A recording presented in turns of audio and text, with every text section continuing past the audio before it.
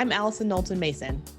I'm Stanley Bradley, and we're friends turned framily, getting together to tell stories, laugh, observe, and think. This is the Framily Meeting. Welcome to the Family Meeting, Season 2, Episode 3. Super excited because we are in person together. I know, right? And we've never done that before. This is like a sort of special coincidence that I'm in Atlanta the week that we need to record this episode with Jamina. So here we are. We're super excited to have this conversation together. Personally, I'm really excited. Belief is one of my favorite things to talk about right now. And we asked Jamina to come on because she and I had such rich conversations about the first... AKA crazy conversations about belief. Let's call them rich. About the first version of this conversation between Stan and I. And so, you have such a fascinating belief background and current life that I was like, we need to have you as part of this conversation. Yeah. So here we are, and we're in your gorgeous home. Thank you. And we're just like thrilled to be able to put on this like above average presentation here. Hopefully our mark for season 2. Well, if all of the technology cooperates, if not, it's all going to go away and we'll just have to get on a Zoom in 48 hours. I'll post a picture and you can see it, and then you'll be listening to this. So, that's all right. But yes, super grateful for you for letting us record in this beautiful space. The fact that you get to live in this space is really impressive. Thank you. So we'll start like we did the other episode. So tell us just like who you are, how you know us. Yeah. And we'll go from there. Ooh, who am I? My name is Jamina King. I'm technically still a newlywed, so I had a pandemic wedding. Own it, yes. Yeah, I had a pandemic wedding, so it's been just over a year. We celebrated a year in June. Yay. Thank you. We still like each other. Yeah. Hey. So Jamina King. So I haven't legally changed my name because the pandemic, and I don't want to go wait at the DMV in a pandemic. So I still am getting used to calling myself King, but my last name is technically King. I'm a mom, so I have 2 children. We're a blended family. So I have my daughter Zoe, who's 13, and my son Avery, who's 4, who is brought to me by my husband. We have 2 cats. They're put away so that they don't jump in Stan's lap during the recording. I'm originally from Los Angeles, California. Was born and raised in LA, but have been in Atlanta off and on since 2006. So 15 years now. And so I guess technically almost not quite as long as you guys. Because you came for Institute, right? I was 2002 to 2016. Yeah. So 14. I was 14. Yeah. Years. So Stan's been here forever. I'm an AT alien. I came in 1995. Right. So okay. I'm an AT alien. And never left. And never left. Was like, this is good. I love it. I'm gonna stay right here. I'm same. So I've tried other places. I went back to LA, tried to live there. You keep trying to leave. I keep trying to leave, and it's just It's trying to get out, and it keeps pulling me back in. Just go ahead. But I love, this is home, which is why we bought this house. I'm never leaving. I told Norman he's stuck. Like, we divorce-proofed ourselves by buying this home. And he will have to pull my cold, dead body out of this house because I'm never moving ever again. Like a beautiful decorative pillow in your Watch out for the house, I might not leave either. Lance might become walking through the door. But yeah, so that's a little bit about me. What do you do? I work for Emory University. I'm a fundraiser. So I joke with people, I date people for a living. You know, my ultimate goal is to get to third base where they're giving me money for dinners. That's a good way to look at it. For the institution, yeah. So I date people for a living, but I raise money for higher education. And then we have a little side project, my husband and I, that we're doing, Norm and I are doing, called The Black Family. We'll talk about that a little bit more, but we just started like a video vlog. Is that what it's called? Mm-hmm. I'm That's super. what the kids call it. That's what the kids call it. Yeah. And the TikTok. The TikTok. Every once in a while we post on the Stan is our TikTok expert. I mean, hey. It's a vortex. It is. It's It is. like, It like the really seventh is. circle of hell. You're there. like- You can't get out. It's bad. It's like, because you're like, I'm grown. Why am I watching Why this? am I doing this? But like, you don't stop. You're just like, dog, I'm grown. That's funny. Let me do something constructive. And you keep scrolling. Keep scrolling your life away. Yes. So Understand the TikTok away. we started a little project called The Black Family. Black is spelled BLK, where we're telling stories around Black family, food, and culture, and design. So those are our passions, but we can talk about that later. So that's a little about me and then how did we meet? Okay, so this is a famous story between Allison and Favorite story. I met Allison when I started working at Horizon Theater here in Atlanta. It's a professional, nonprofit, mid-sized theater. And Allison worked there as the graphic designer. She was the resident graphic designer. And I started working there. And at the time, Allison had like long, beautiful locks. And she's always just been so stylish, right? This is absolutely same thing. When I met her, I was like, "Who's this stylish girl?" Right? So that's consistent. It's all of her friends tell her that this is a consistent thing. This is when I wish I had hair to throw over my shoulder. So I was like, this cat is cool. But Allison was not feeling me because I have boundary issues, right? Allison called me a kitty cat. She said I acted like I would. She like nuzzled me, and I was like, I don't know this person. Why is she on my shoulder? I'm just trying to do my job. She's literally nuzzling me. What is happening? I was like, who is this? So one time she was doing something graphically in her design world. Designing graphically. Graphically designing or designing graphically, whichever you want to call it. And Allison is very...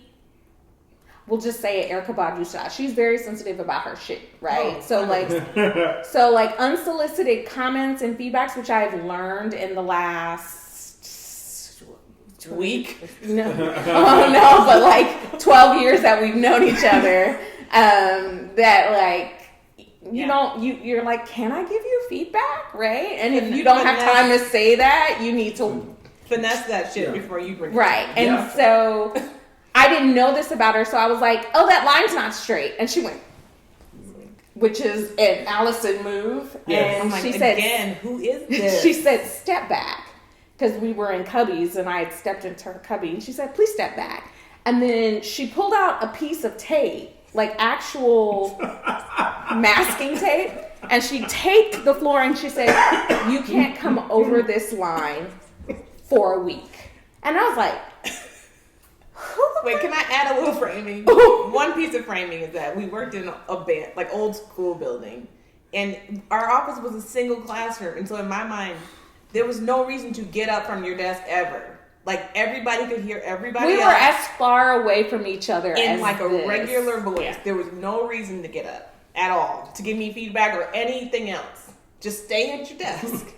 She just kept coming over. And so I was like, I need to put a stop to this in some way. If she needs to come over here, that's fine. You can only come so far.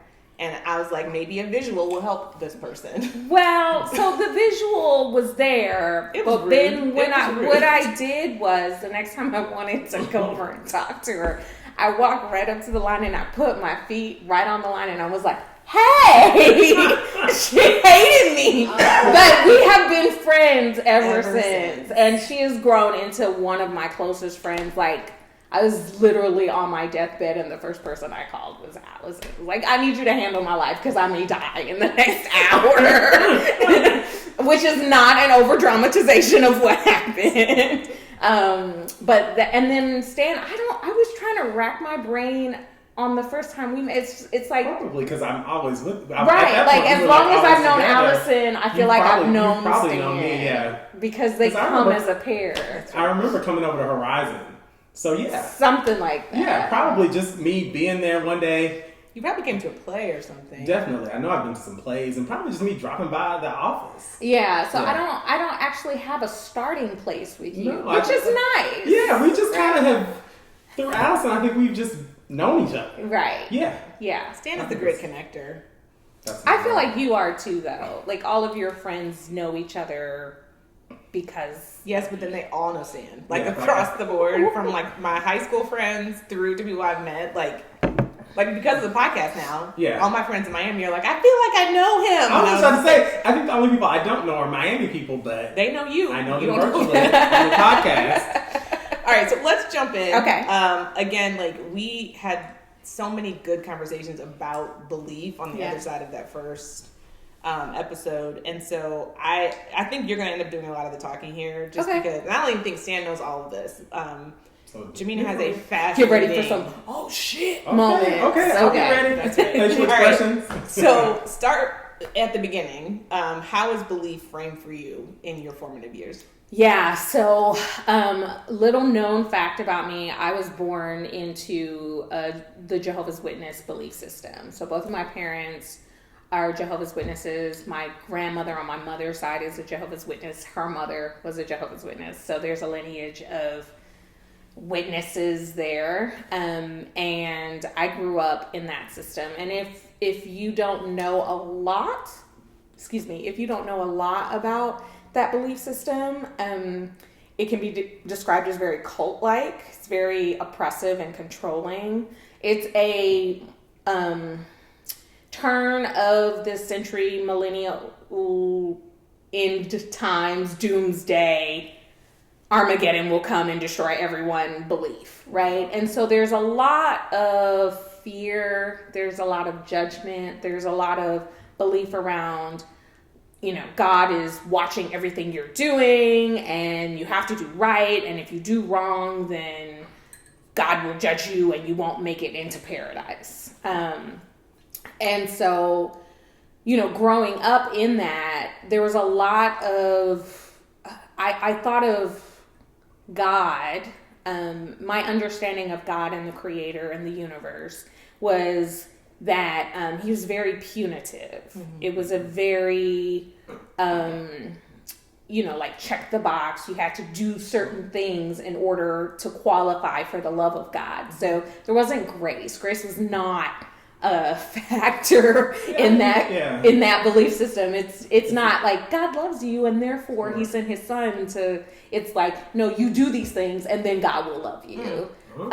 And my parents parented that way. You do these things and then we will love you. And so like my entire belief system was shaped by performance. And so as a young child, I lived for that, right? Like, cause I'm a performer and I was like, I want to please. But as I got older, I started butting up against some contradictions because there was also in my household, there was abuse and trauma. And so you had on one side, you have to do all these things right or God won't love you. And that being juxtaposed with, but behind closed doors and in the secret, these things are happening.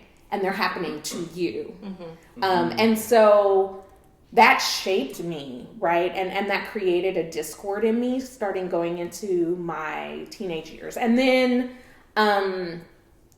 when I decided that I needed to break away from that, I went to live with my grandparents who were traditional born-again Christians. And I, in high school, lived with them and went through conversion and had a traditional I'm getting saved process. So I got saved and went to youth ministry and like we went in the woods and did a ropes course and I was like, Jesus loves me. It was a lot of jump for Jesus, it was that time where like all the music was coming out of Hillsong and Hillsong was, rocking for Jesus and jumping for Jesus, very progressive. And that's how I grew into a different relationship with God. But again, there was still, there wasn't, the word that I'm looking for is there wasn't steadiness. And so and I didn't have a relationship with my parents because I had gotten baptized as a Jehovah's Witness and then decided to leave, I was shunned. So I was rejected by my family. So Jehovah's Witnesses are very similar to the Amish, very similar to fundamentalist Judaism, like where if you leave, you cease to exist. And so I was shunned by my family. So there was a longing for me for like a mother, father, daughter, familial relationship. So when I went to college, I started going to a church, and the pastor and his wife took me in as their daughter and actually legally adopted me. But then there was also trauma and abuse happening in that situation. And so across a lot of my experiences with belief, there's been this concurrent running theme of trauma and abuse. And I've always had to figure out and reconcile where God fits into what's happening to me and what people are doing to me. And so even now as an adult with her own kids, I'm almost 40 and I've got a husband and kids and a mortgage and a job. Like I still wrestle with all of that baggage, all of the trauma that I've experienced and how that influences my relationship with God, and still have to, like, I think I'm so radical in how I think about God, and Alison and I have had conversations where it's like, oh my gosh, Jamina, that's just so, I'll say things, I won't say them now, but I'll say things that are so radical, and like, I have taken it to a radical extreme because of what has happened to me. I've had to find my own path, and I've radically jump in to carve that path out. So what was that on the other side of coming out of both of those abuse situations, right? So as you're an adult living on your own, this is something that I'm kind of going through right now. Yeah. Is this like undoing of a lot of this programming? I still jump whenever there's thunder because I think Jesus is coming back. So funny, the air conditioner started running. She's like, "What's that sound?" I kid And you she's not. like, Jesus coming. I think like, Jesus is coming back anytime I hear anything weird. Pray for me. The Lord's doing His work. I mean, somebody's doing some work. God's up there going, watch me. He's like, watch me get her. Watch me get her. Thunderclap. So what? And I think for me it was a little bit of some of the effects of the pandemic. But I'm curious for you, like, when did you start to do that undoing for yourself, and maybe what were some of the things that kicked you into that type of thinking? Yeah, so I will say, like, it's a continuous undoing. Yes. I've not arrived at the undoing of the damage that has been done by way of religion, right, and control and abuse, and I love the way you separated religion from belief, because I think that's important. It is important, right? Because I have a very strong belief center. Like, I believe very strongly in what I believe in, but religion, man's desire to explain God and control other people's thought processes, right, for whatever their motivation is. And I'm not saying that the motivations are always negative. Like, a religion, I think, has its place, but it's a very different thing than belief.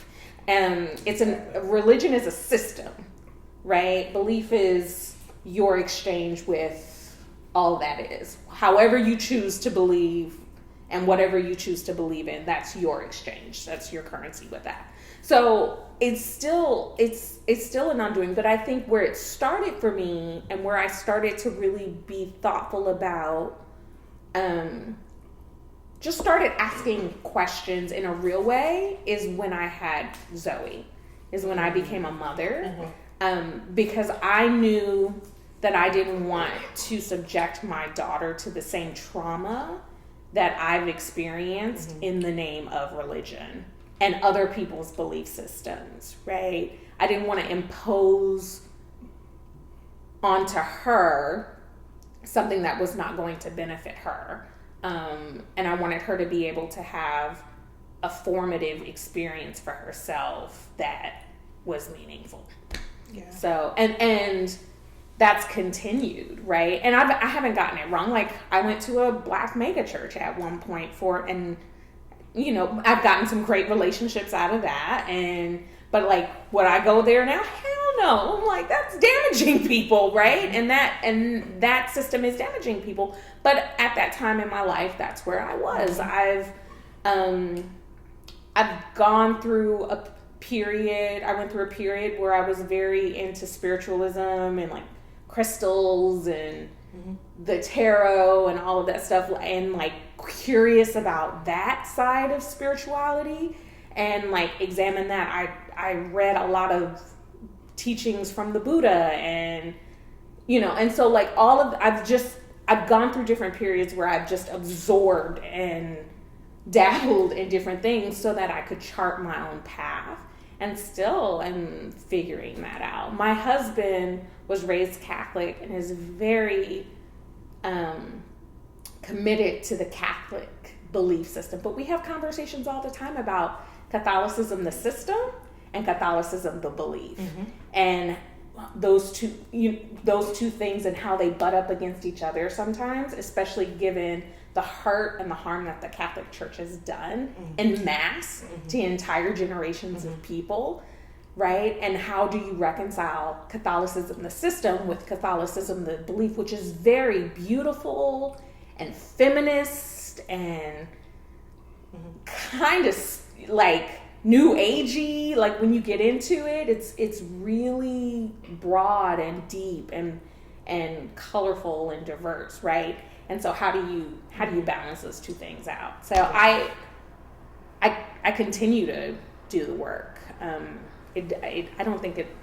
I think it's a journey. I don't think it ever stops. No, I agree. And I think the one thing that you said that really stuck out to me is you said when you started asking questions, and I feel like that is the thing that for me wasn't all the way encouraged growing up. Same, yeah. And so it's like we believe what we can't see, and it's like faith. It's like faith. And so again, like I feel like sometimes the way the word faith is used can be weaponized against people to be like, don't ask questions. Like really just take this. Take faith, yeah. And like, no, none of that makes any sense. But just don't think about that part and focus on this part. And so those questions, when you start asking like real questions, like, well, wait, that does. Why is that like that? Yeah. Who decided that? Where did that come from? Those are the things that for me have opened up some of that. So I really resonated when you said that. Yeah, and it's scary to start even asking those questions. It is. When your entire life you've been told that that's sacrilege, right? If you question authority, God, the belief system that is being put upon you, then you're a faithless person, or you don't really love God. And then I think even for you, like, not only is all that, but then it's tied with abuse and trauma, right? So, like for me, like I grew up very Southern Protestant, but there was always this notion of grace, right? And also, like Alison and I talked about in the last episode, like last season, my faith was very much tied up in my blackness. Right. And a lot of what I grew up with was God has delivered us, right? He has seen us through all of this trauma, all of this.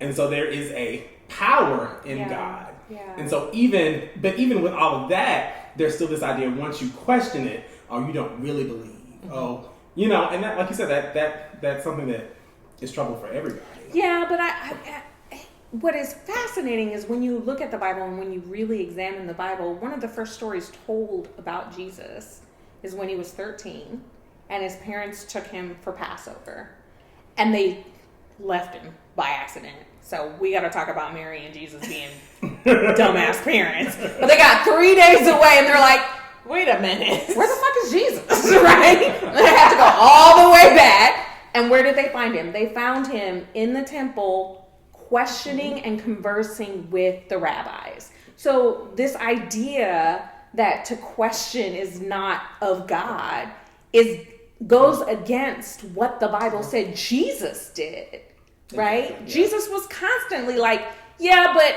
which is why the Pharisees hated him, because he pushed up against the norm of what was being taught. He's like, rewrite, right? Yeah. And so like when you start looking at the stories of the Bible for yourself, you start to identify, oh, God wants us to be curious. God wants us to say, did you really? Is that what you said? Is that what you said? Or did Paul say that? Because Paul was crazy, right? Yeah. Did you say that, God? Or did Paul, with his radical behind, who was always beefing with the other apostles, say that, right? And then when you start really looking at who said what and the context under what it said, which is super important. Like, people don't realize the Bible was written, the context, and you talked about this in the last episode, is you learning about the context under which so many of those stories came. When you start examining that, then you're like, okay, that's not what God said. Yeah. He didn't mean any of that. And all you're left with is questions. And then all you're left with is questions. And it felt, it's like going through that, to me, it's like as soon as you take the Bible out, it's like a Jenga thing, right? As soon as you take the Bible as like the inerrant word of God and everything is perfectly true and correct and you're supposed to live according to it. Like, as soon as you take that out, I was like, whoa, shit, things got real shaky. And that's where you have to ask questions because everything that you were taught was based on that. Yeah. And so then you're like, well, now I must examine not only these words and these passages and these like ideas that were passed down to me, but the whole thing. Yeah. Like the whole thing. Yeah. Which, as we have seen, leaves you in a weird place, but then can take you to like a great place. Freedom, yeah. Yes. It's also freedom, like like you said, you can explore and you can fill out what is God? What do you actually believe? Right. Yeah. At the end of the day, and and that's like a hard thing for people. It's scary. Because It takes the some ground you're courage. standing on. Yeah. Really. It takes some courage. Well, it's not just that; it's your identity. Right. So much. What people don't realize is their belief system about God is actually a reflection of who they are. If you are a kind, compassionate, gentle, loving, gracious, open person, that's what you will bring to your belief system. If you are a judgmental, dogmatic, hateful, oppressive, gotta get it right person, your God is going to reflect that, right? And so that's what people are afraid of, I think, is to face their own identity. That it's not about God, it's about who am I in God, right? Or who is God in me, either one. Flip a coin, it's two sides of the same coin. But who am I? And people struggle with that. And you got to get like really real about who you are. Because at the end of the day, if it's all fake anyways, and this is all we have, we still got to deal with our shit, right? That's right. Us doing the God thing is just our human brains trying to make sense of the world we exist in. But if none of that is real, then it's really you. Right. God is the mirror to you. Right. So I also think that, you mentioned people being like afraid to face that. I think when I wasn't really facing who I was, it wasn't fear, I don't think. Maybe there was some fear underneath it, but I definitely feel like there's just like teaching. It's like hide yourself in Christ, right? It's like God exists and then I exist. And it's always like we're taught to be second. And so the idea of identifying who you are and spending time on yourself feels like antithetical to what we're supposed to be doing. That's how I felt. And so I think because you're supposed to be focused on God. Correct. Okay. Correct. And you're supposed to be, I was always taught to like pray about changing myself. To be more in the image of God. Exactly. To be more Christ-like, which, they could throw that on anything. Whatever they want me to do at the time. And again, I won't even say that people are doing this in like super malicious ways. But can I say it? Go ahead. Because people don't realize that Jesus is so human, right? And here it comes. This whole notion of being Christ-like, we do realize that Jesus got his dick sucked, right? He was running around with tax collectors and hoes. That's what the Bible says. That is not something Jamina made up. So, when you think about it, like this notion of being Christ-like, what does that really mean? God said, the Bible says Jesus was perfect in all of his humanity. He came and experienced everything we experienced, including getting things done to him. And so,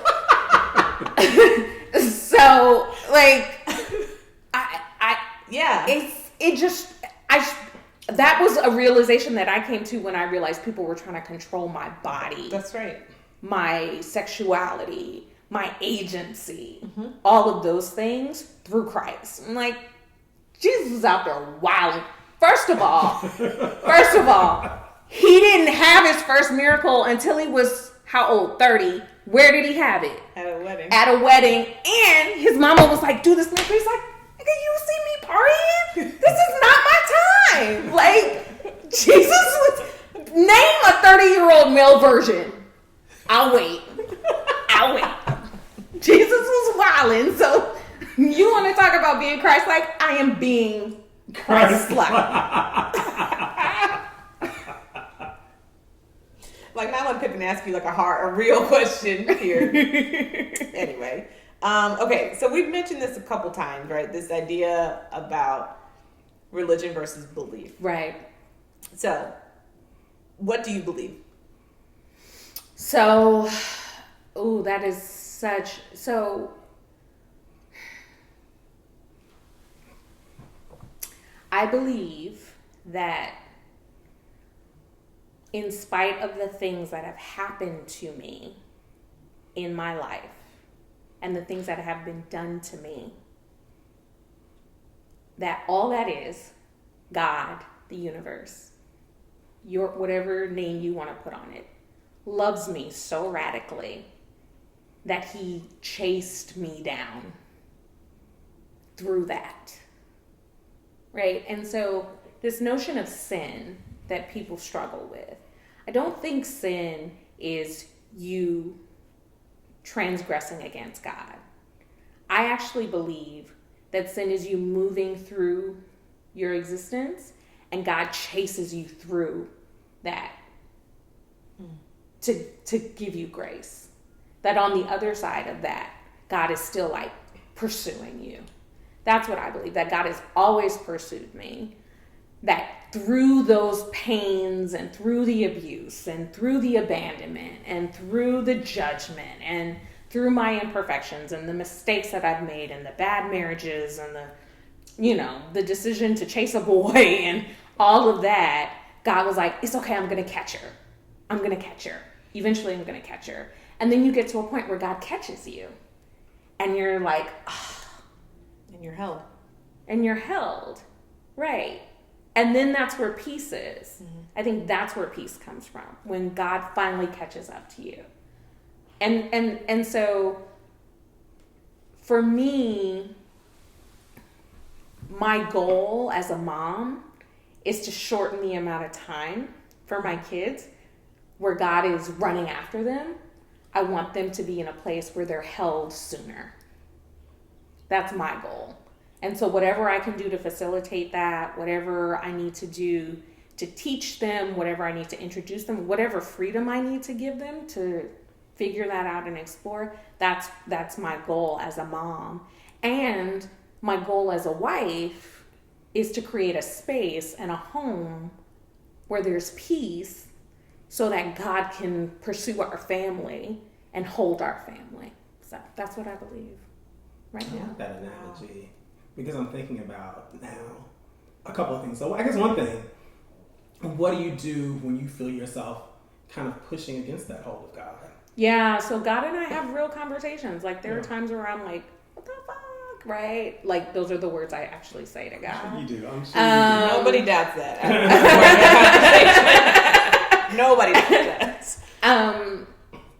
And what I find is in those moments, it's not that I'm pushing against God. It's that it's like, I don't know if you've ever had the experience of an infant or a toddler who's wound themselves up so tight that even if you hold them, they're fighting you because they're That's just what they are. there's just, and they just have to like go through that. And I feel like that's the state I'm in. But God is still holding me like, it's going to be okay. I'll still be here. Go ahead, throw your tantrum. And so I throw my tantrum. And then at the end of it, I'm usually like, okay, can I take a nap now? Right? Because that's usually what happens afterward. And that can last an hour. That can last weeks. I've gone through periods where that's lasted years, right? Of me throwing a tantrum in God's arms. And what is comforting is to know that he's still holding me. He's still pursuing me and still holding me. So yeah. Wow. It's a word. That's a word. That's a word. You've had several words. Several. I mean, as much as I may drift from like the Black Christian tradition, I'm keeping all these. It's a word that won't he do it. I'm keeping all those things. Yeah. Just for the record. So this podcast is about family. Yeah. We are a family, Yeah. and one thing we wanted to discuss while we have you is this idea of like relationships and belief. Yeah. So much of as I was coming in today, I saw something that just felt very religious to me. I forget what it was. It was something. Was it the crucifix over the door? I don't think so, but like not even in your house. Like somewhere I was off of Camp Creek and I saw something that just felt very Christian-y, and I was just like, wow, this is such a religious city, right? It was so easy for me to fall into that, to have like a almost fully religious circle of friends. And so as you know, you've been on this journey longer than I have, this sort of deconstruction and redefining and undoing. What has happened to you with your relationships along that path? Yeah, so there's a couple things, right? I think the first thing is, not everybody is down with my thoughts about Jesus' sexuality, right? Like, if I just throw those things out there, they're like, you know what? I can't hang with Jamina anymore. She's crazy, right? So as I've become more radically who I am, I think people have self-selected, right? Like, people get to opt in and opt out of our beliefs. I think our job is to believe what we believe. Now, I am also not of the mind that I'm going to impose my beliefs on anyone, right? I get to state what my beliefs are, but I'm not, if you don't agree with me that things happen the way they happen, or God is what I believe God is, that's you get that. I think where I draw hard lines is anything that exists in an ism. So racism, sexism, any patriarchy, any genderisms, all of those things, anything that is rooted in hatred, right, or oppression, those things I'm like, yeah, no, we can't do that. But like, at the end of the day, what I feel like is more often than not, there's similarities in our beliefs. Like whether you follow the teachings of Buddha, or you're Catholic, or you're Jewish, or you're Protestant, or, even agnostic and atheist people, like fundamentally at our core value, at the center of who we are and where our core values stand, there's more similarities than there are differences once you get over the language. I think where we get hung up in differences is the language of things, right? It's like, I believe in Jesus. Well, I believe in Muhammad. Well, then we can't flow. Like, or we could sit and talk, have a great conversation as to why Muhammad is dope and Jesus is dope, and what their similarities are and what our similarities are. And I can learn something from you and you can learn something from me. So that's, I think, much easier said than done. I think it's interesting you said those two examples. Like I literally, I had someone I was talking to back. Oh, that's in right. Days, yeah, that guy. and we won't call his name. We will not call his name. We definitely both were like, I need you to be X. Yeah. And I need you to be X. And, obviously he was not my husband, but we never had those conversations. And I feel like the version of me back then certainly would have felt like affronted in some way by that, because I was like, there is a way. It is I have that way, and I don't want to try and convince you, and I don't want to have this kind of, because you're going to try and convince me, and I don't want that. And I feel like one of the wonderful side effects of doing this type of opening up is that there are so many more relationships and conversations that you can have, truly. And maybe other people who are fundamentalists don't think like me, but like I was terrified to have those conversations. I'm like, no. You're taught to be terrified of those conversations. Yeah. I mean, and some of it is like, I think you can't, when we talk about belief, we're also again putting it in that context of like history and all the things that we know. So like when you talk about Jesus and Muhammad and Eastern religions, like intellectually we know that most of Christianity, the rituals is young, but not only that, the things that we think are so Christian comes from other religions, right? Like we're still Muslims and Christians are fighting over a place because they both consider that same place their origin. Yeah. Mm-hmm. So thinking about that, again, goes back to Jamina's idea of things are really much more similar than we're taught to believe, but because so much of our belief, when we're not examining it, is based on the context of history. Like, why are we even Christians? You know what I'm saying? Like, why we as black folks are Christians? Why certain people are Muslim? Why certain people... Because there's context to that. Yeah. And so much of that is why because we can't escape that context, we can't really see what's similar about all of it and get to that thing. Like you said, like at the root of most religion, most faith, most belief is compassion. Yeah. Is God is love. Yeah. Mm-hmm. And I love that thing that you said about God being a reflection really of who you are. Mm-hmm.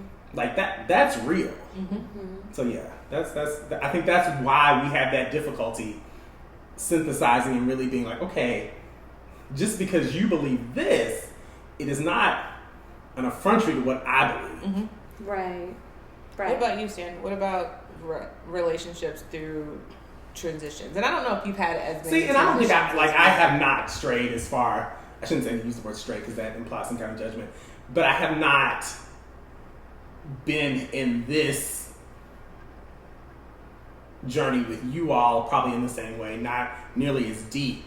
But what I think I have, what happened to me is that even staying close to my childhood faith, being exposed to more of the intellect part of it gave me some context that challenges those things that you hear on Sunday, right?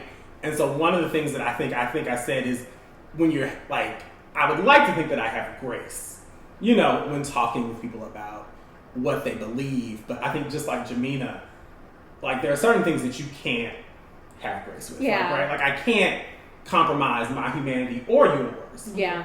And I think that's the ultimate place where you have to start. Like when people's belief compromises your humanity, Right. or or other people's humanity, then it's not a place where you can start. No.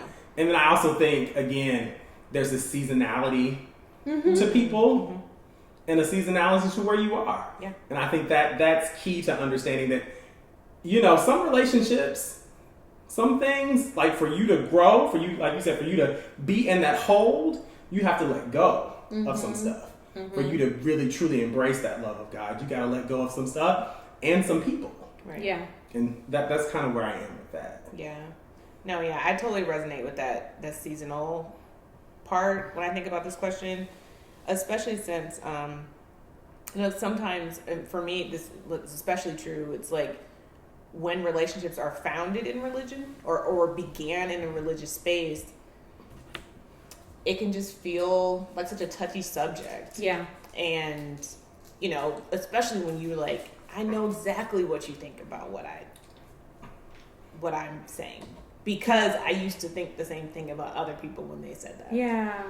And so I try not to assign that to people. My friends have all been super gracious about it, but I think it's interesting to go from with folks who I met at church.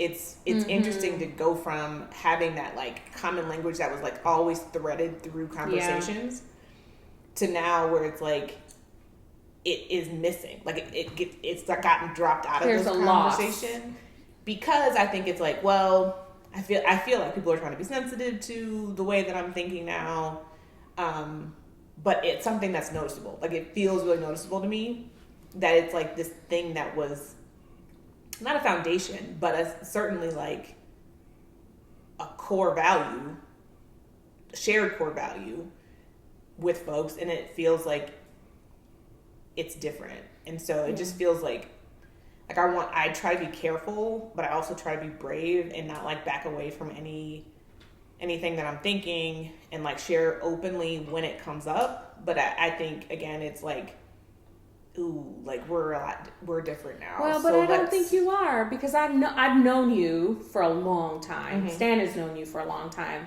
I've seen you through your transition. Who you are and your core values are fundamentally still the same. Yes. Right? And so I think what we do is we assign value to systems, right? To religious systems. Mm-hmm.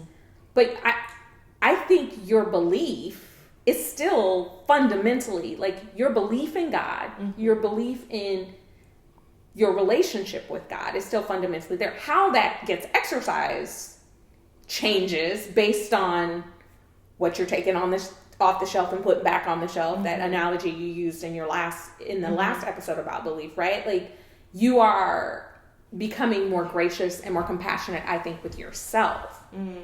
right? And that's what I think people think that the struggles and the workings and the massaging we have with belief is about us becoming more compassionate with other people. And I don't think that's what it is. I think it's giving ourselves grace, giving ourselves the grace that God wants us to experience so that we can get freed up to really live and enjoy things. And like, God's like, smoke that weed, boo-boo.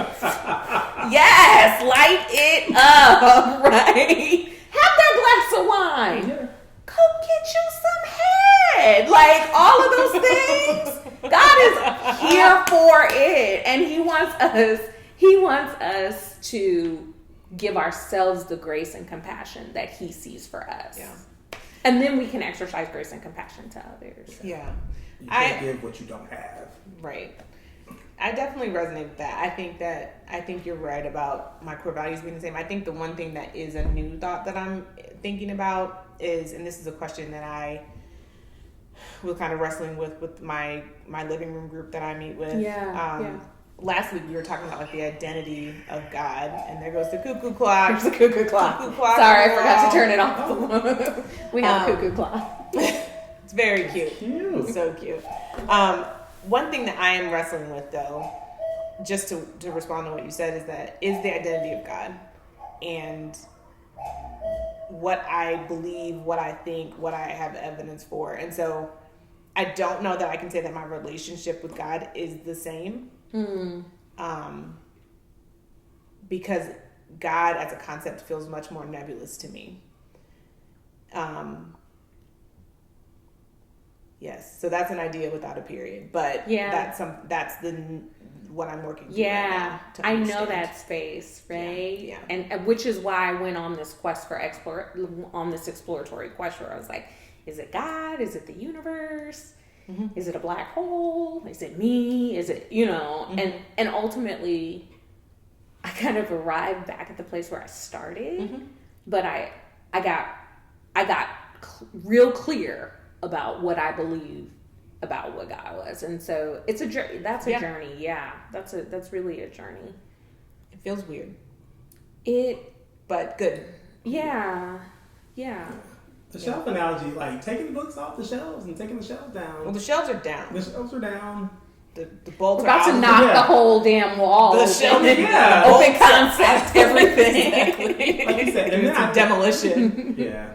And then the strength of the relationships too, I think matters, right? Yeah. Like the people who, like you said, you have those core values, that relationship that stands kind of time. Mm-hmm.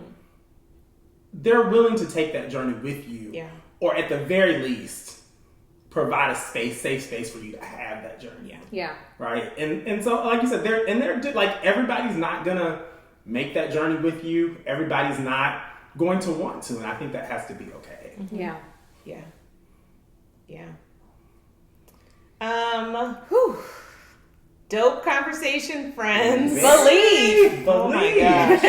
I'm still thinking about God.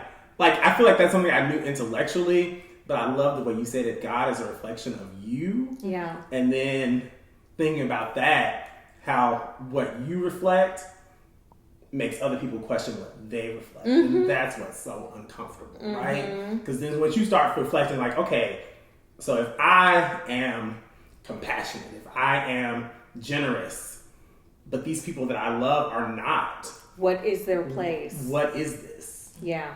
And I think that's the struggle, right? Right. Like, I always think about, like, when you said, I was like, if I am free, like that, showing that freedom to someone else. And maybe that's part of what set it off for me too. It's like seeing people who are really free. Yeah. And I'm like, shit, I am not free. And let me figure out all the ways that I'm not. Yeah.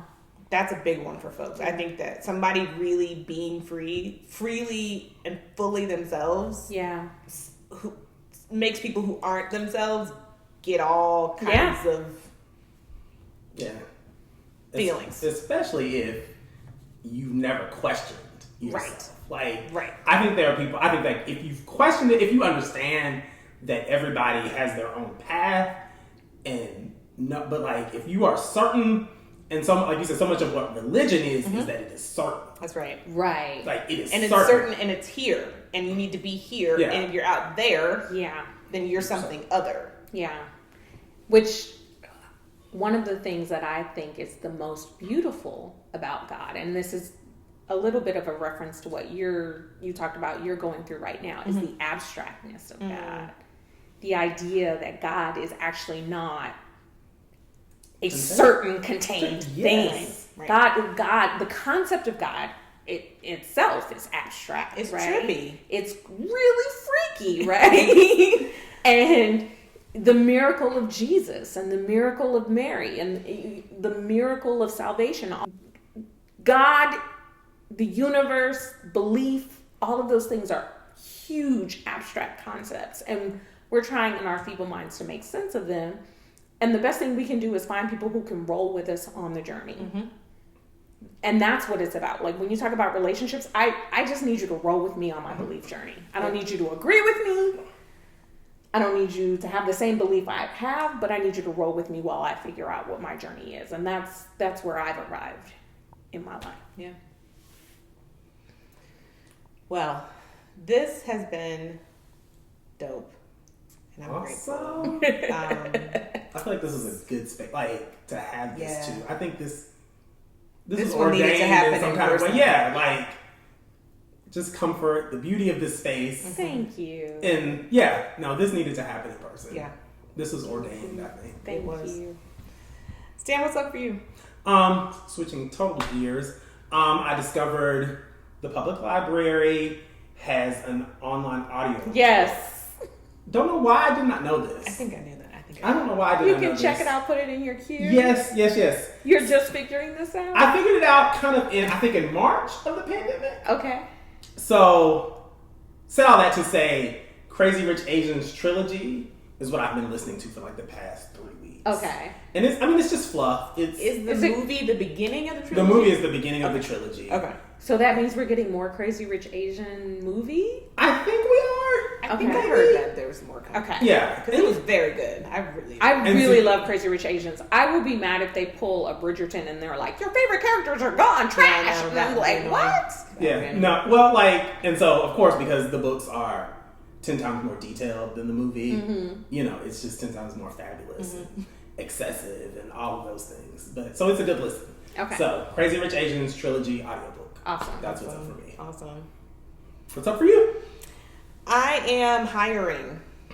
So my schedule is fully consumed by hiring. My business is growing. I'm super excited. Hey. I am moving into more of a creative director position instead of doing the design myself, which is really fun to get to manage again, to get a little bit out of the weeds, to pull up a level.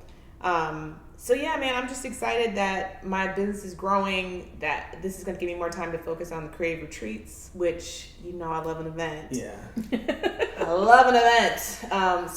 And then, you know, the one that we had 2 weeks ago was just so meaningful and so powerful for everybody who was there. So it was exciting to get to do that with more entrepreneurs and provide that space and then to create that community. So I'm really excited to be hiring some folks. I mean, I'm like, you interview with me today, you literally might start tomorrow. Like, I'm like, I have these projects for you to start right now. So that's what's up for me. Jamina, what's up for you? What's up for me? As I mentioned earlier, my husband and I we've started this project, The Black Family. So we set up cameras in our house, in our kitchen. And we make a meal and we have really crazy, funky conversations similar to this one. Right up your alley. Right up my alley. He tells me I need to not swear so much, but whatever. You're like, come with me on my journey. Come with me on my journey. I just need you to roll with me. This is my journey. I need you to just roll with me. You may not believe the same thing, but I need you to roll with me. So we're doing that. You can follow along at The Black Family. BLK. The cool way to spell it. The cool way to spell it. And yeah, and listen to our crazy shenanigans and watch Norm chop vegetables so beautifully. It's like the sexiest thing in the world, my husband chopping vegetables. I'm excited to watch it. I don't think I'm going to think it's sexy. I would be concerned if I did, but I'm excited to watch it happen tonight when he cooks dinner for me. Yes, he's making black people spaghetti, which is different than regular spaghetti. You know what black people spaghetti, so I'm excited for y'all. I'm excited. Thanks, guys, for coming over. It's been fun. Thank you for hosting us. Yes, I'm going to be mad. I'm going to go back to my little Zoom by my closet. So when I show up in 2 Sundays, I'm on the door. I told her, I was like, I'm going to just spend all my money flying here every Sunday to record. That's a good way to spend my money, right? Yeah, and let's knock on the door. And on that note. Support for this podcast comes from Lilacs on York Creative Studios. The Family Meeting is produced by me and Allison. Our theme song is by Will Salua, and it is entitled 135th and Coffee. You can find the show notes on what we discussed, including links posted in the blog section on lilacsonyork.com. And you can keep up with the show on Instagram at Lilacs on York and on Twitter at The Framily Meeting. You can also now watch us have these conversations on the Lilacs on York channel on YouTube. You can find me on social at Alison K. Mason on IG and Twitter, even though I do not tweet. You can find me on social at Twice11 on IG and Twitter, even though I do not post on IG. Thanks for listening. Meet you here next week.